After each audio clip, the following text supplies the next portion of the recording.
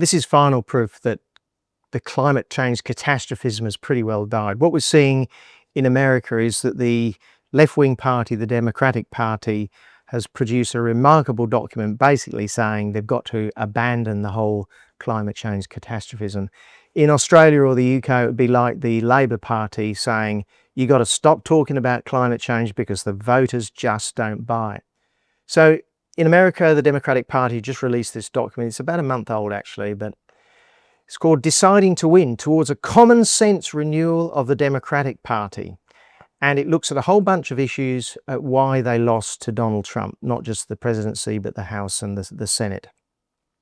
And right through it, it goes on about climate change. I won't bore you because it goes on so many times. But for example, in the executive summary, it says, we need to focus less on issues voters think we place too much emphasis on: climate change, democracy, etc., etc.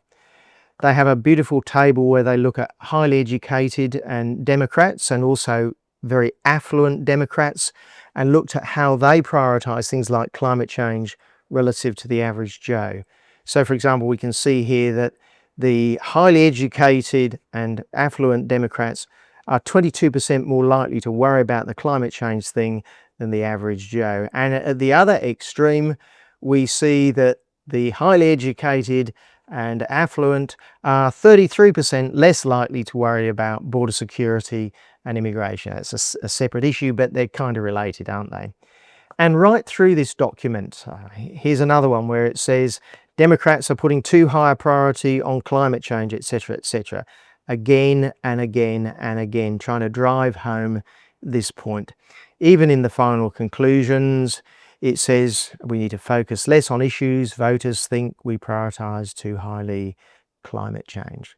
So what you're seeing here is a Machiavellian look at the politics, where the Democratic Party are realising that the voters just don't buy it. They're worried about other things like electricity prices, the price of petrol, the price of food, the price of their rent. And while we have these highly educated, extremely wealthy people telling them they need to worry about climate change, it turns them off. Now, if ever there was a document that the Australian Liberal Party and the British Conservatives and any other sensible party should consider, this is it, because it's saying abandon climate change catastrophism. It's not a vote winner.